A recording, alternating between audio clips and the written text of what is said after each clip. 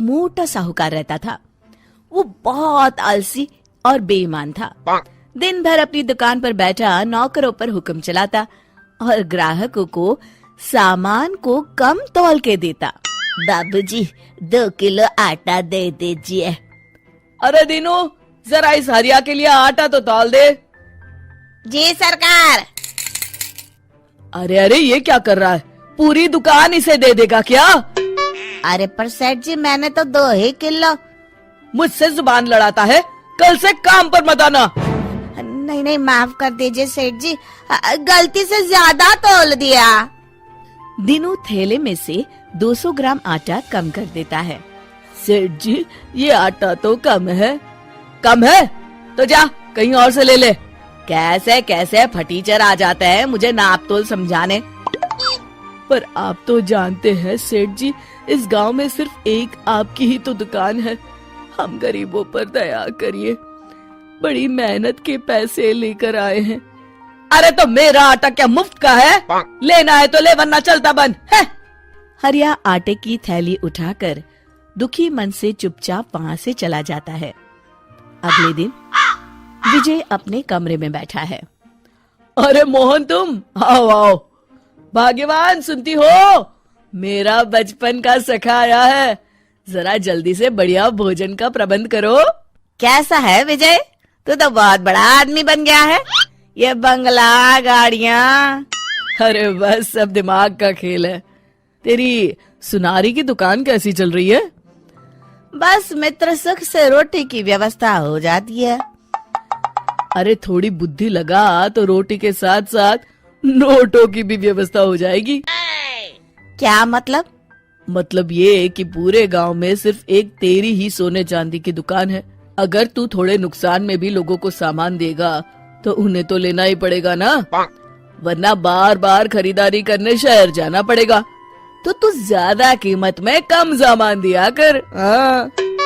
अरे भाई, ये तो बेईमानी हुई। अरे तो तू ईमानदारी से कौन सा कलेक्टर बन गया? हाँ, ये देख, जरा सी बेईमानी ने मेरे घर का नक्शा ही बदल दिया। नहीं नहीं मित्र, ऐसे पैसे तो आ भी जाएंगे तो साथ में बददुआ लेकर आएंगे।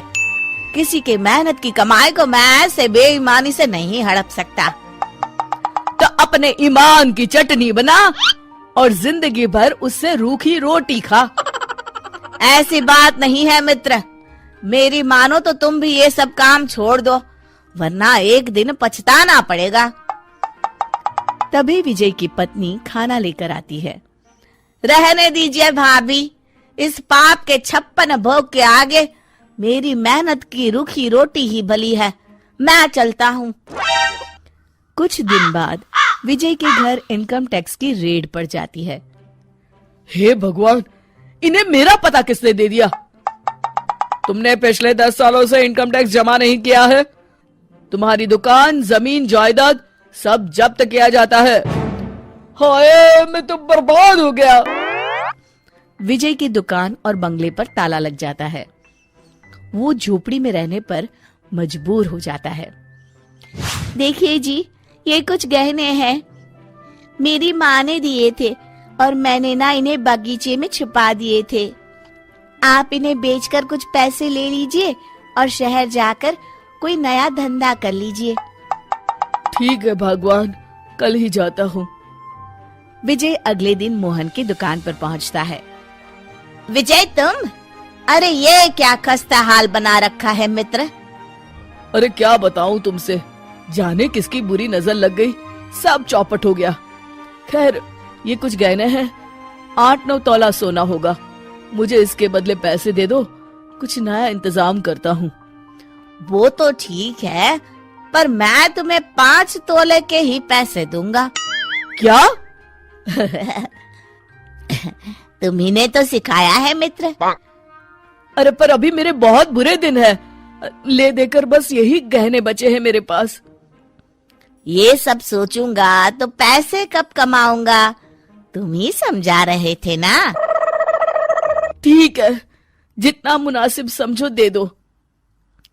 विजय 5 तोले के पैसे लेकर दुखी होता हुआ शहर की ओर चला जाता है।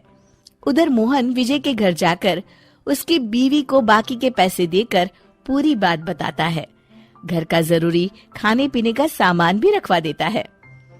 भैया, आपका ये उपकार रहेगा। अरे नहीं नहीं भाभी, ये तो मेरा फर्ज है। मैंने जो कुछ भी किया विजय को सही राह दिखाने के लिए। शाम को जब विजय वापस आता है, उसकी पत्नी उसे पूरी बात बताती है। मैं बहुत शर्मिंदा हूँ।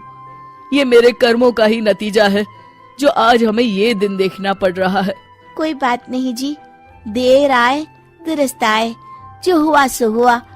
अब नया काम पूरी लगन और ईमानदारी से करिएगा जी। शिक्षा: बेईमानी से कमाया गया धन कभी सच्चा सुख नहीं दे सकता।